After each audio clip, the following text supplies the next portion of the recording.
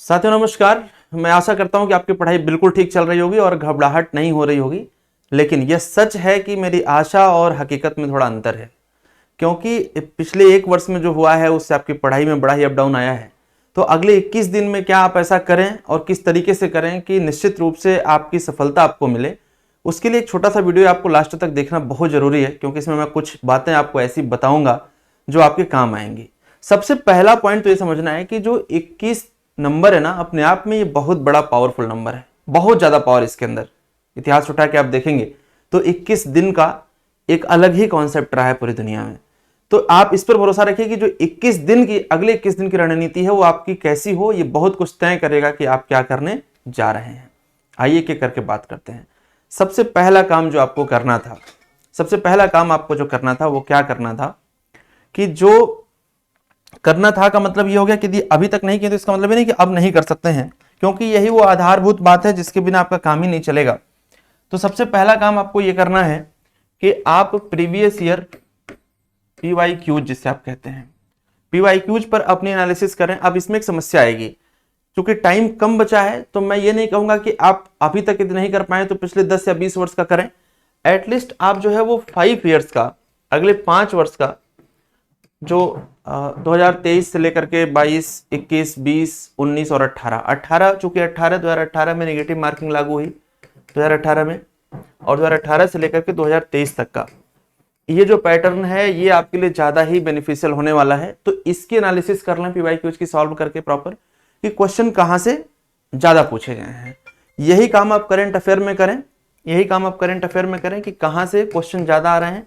Current affair की proper analysis कर लीजिए और ये एनालिसिस करके उस हाई यील्ड एरिया को निकालिए जहां से बार बार सवाल पूछे गए हैं। तो करंट अफेयर पढ़ते समय उन्हीं मुद्दों पर ज्यादा फोकस करिए जहां से क्वेश्चन बनेंगे। दूसरा काम क्या करना है कि कोई भी न्यू बुक नहीं पढ़ना है। बुक तो आपको छूना ही नहीं है, कोई किताब नहीं पढ़नी है किसी भी सब्जेक्ट की, जो आपको जैसे बल्कि किताबें हैं पॉलिटी की, हिस्ट्री की, साइंस की, ऐसे नहीं। आपको फोकस कहां पर करना है? आपको अब फोकस करना है फैक्ट्स पर, क्योंकि यूपी पीसीएस की जो परीक्षा है वो फैक्ट्स पर है। और फैक्ट्स का फोकस क्या लेकर के आता है? रिवीजन लेकर के आता है। आपको खूब ज्यादा रिवाइज करना है जो फैक्ट्स, जो टॉपिक आपने पढ़े हैं। ऐसा ना हो कि सब पढ़ के जा रहे हैं और किसी एक विटामिन की कमी से होने वाले रोग का नाम पूछा और आपको याद ही नहीं आ रहा है कि हमने क्या पढ़ा था, उस विटामिन का रासायनिक नाम ही नहीं याद आ रहा है। तो सिली मिस्टेक्स को रोकना है, कंफ्यूजन को रोकना है, क्लैरिटी लाना है परीक्षा के अंदर, क्योंकि बहुत ही अहम परीक्षा है। पेपर उठा के आप देख लीजिए तो फैक्चुअल क्वेश्चन पूछे जाते हैं। क्योंकि कारण इसका क्या है, देखिए 150 क्वेश्चन एमसीक्यू के हैं। 150 क्वेश्चन में जब आप देखेंगे तो टाइम आपके पास कितना है? 2 घंटे का है। तो 2 घंटे में 150 क्वेश्चन जब पूछा जा रहा है तो क्वेश्चन बहुत ही लेंथ नहीं बढ़ाई जाएगी, फैक्ट पर सवाल बनेंगे और वो फैक्ट वही कॉमन है जो आपने पढ़े हैं, लेकिन वो भूल जाते हैं बहुत भारी संख्या में। तो आपके अपने हैंड रिटन नोट्स हो, उनका रिवीजन आप कर सकते हैं, या कोई जिस्ट टाइप का आपके पास आपने तैयार किया हो तो उसको पढ़ सकते हैं, या कोई रॉ फैक्ट्स की कहीं से मेटेरियल आपके पास है तो उसे पढ़ सकते हैं। इसके साथ साथ अगले 21 दिनों में कोई भी ऐसा दिन ना हो जिस दिन आपने करंट अफेयर को अलग से नहीं पढ़ा है। बहुत ही महत्वपूर्ण है, करंट अफेयर आपको पढ़ना है, हर रोज पढ़ना है। ये सोच के नहीं पढ़ना है कि एक दिन, पूरी ताकत इस पर लगाई, क्योंकि बहुत बड़ा एरिया है जहां से लीड मिलती है बाकी लोगों की तुलना में। ठीक है, इसके बाद करंट अफेयर के बाद क्या करना है? PYQs कर लेना है, करंट अफेयर कर लेना है। इसके बाद क्या करना है? यदि आप एक मॉक, बहुत इंपॉर्टेंट है, एक मॉक टेस्ट यदि रोज लगा रहे हैं तो मॉक टेस्ट में आपका कितना नंबर आया, आपकी तैयारी अच्छी है कि खराब है, ये सोचिएगा ही मत। अब तो जो होना है वो हो चुका है। क्या करना है? इस मॉक टेस्ट को लगाने के बाद केवल और केवल आप एरिया फाइंड आउट करो कि कहां पर आपको काम करना है, कौन सा आपका वीकेस्ट एरिया है जिस पर आपको काम करना है। तो एक मॉक लगाएंगे, एक प्रीवियस ईयर क्वेश्चन का एनालिसिस करेंगे पूरा, और टॉपिक निकालेंगे कि किस टॉपिक से सवाल ज्यादा पूछे गए हैं, उस टॉपिक पर काम करेंगे और ये फाइंड आउट करेंगे कि किस टॉपिक पर जाकर के, किस सब्जेक्ट में जाके आप बार बार फंस रहे हैं, और जो फंस रहे हैं वो किस नेचर का फंस रहे हैं।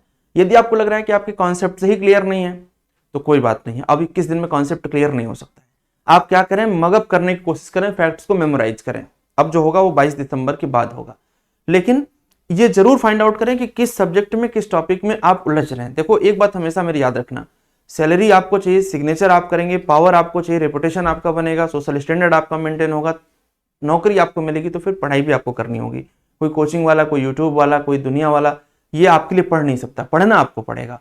तो जब पढ़ना आपको पड़ेगा, तो रास्ता बता रहा हूं, उस रास्ते पर चल करके आप परिणाम को बिल्कुल सही ले सकते हैं। तो ऐसे में ध्यान रखिएगा कि टॉपिक रोज एक कम से कम 20-25 टॉपिक की लिस्ट निकालिए, 25-50 टॉपिक की लिस्ट निकालिए, और केवल वही टॉपिक पर्टिकुलर पढ़िए जहां पर आपको कंफ्यूजन हो रहा है, या कोई वो पर्टिकुलर सब्जेक्ट में जाइए जहां पर आपको कंफ्यूजन हो रहा है। तो एक mock test, current affair daily, और डेली करेंट अफेयर के साथ साथ PYQs, और एक टॉपिक की लिस्टिंग, और फिर उस टॉपिक पर फोकस।